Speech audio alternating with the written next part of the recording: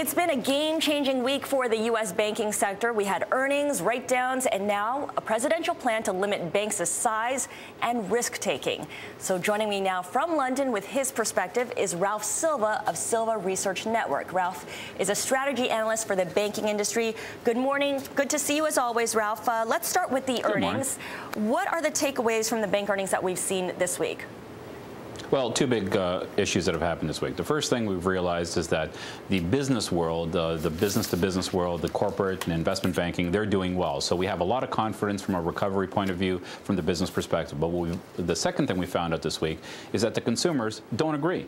They simply aren't putting extensions on their home. They're not getting new loans. They're not buying new refrigerators or new cars. They're simply too scared to do that. So we have two divergent areas of the financial services industry that we've noticed. And until both of those start to recover, I think that we're still dubious as to how quickly we're going to get out of this mess. It raises some questions about the recovery, doesn't it?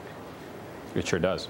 Okay, President Obama talked about how there are so few players in the banking industry, and that should mean a bigger piece of the pie for everyone when it comes to trading and trading revenue. But we saw that everyone struggled with that in the fourth quarter. Was that only temporary?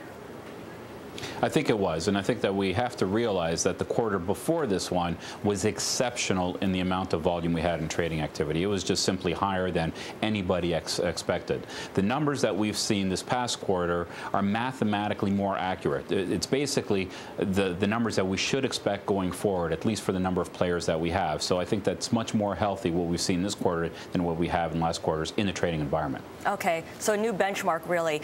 Let's talk about President Obama's plan to limit banks' size and their risk-taking. Is it flawed in principle?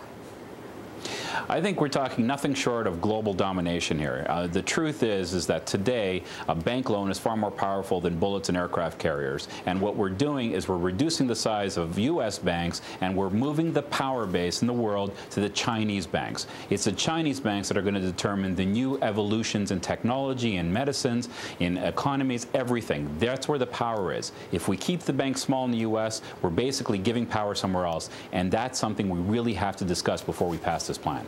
Okay, on a practical matter, you give advice to the banking industry on how to move forward, how to expand, what businesses to stop investing in. What do you say to them now? I say to them now that they have to keep their global operations open. What people don't realize is that banks are global, but politics are local. And these are local rules that the U.S. will implement. Quite frankly, if you can't do proprietary trading in Manhattan, let's do it in London. You can't do it in London, we'll do it in Papua New Guinea. It doesn't really matter where you do it, as long as you can do it. So my advice to banks right now is keep your global options open, because regulations will probably push you elsewhere, at least for the time being. So it sounds like big is essential in this case. I think big is absolutely essential, because the price of products is determined by economies of scale, and we simply won't accept paying double the price that we're paying now for products. Right. If you shrink the banks to the level that the president wants, we can essentially be paying double for what we're paying now. Okay, we thank you for your thoughts. I've been speaking with Ralph Silva of Silva Research Network over in London.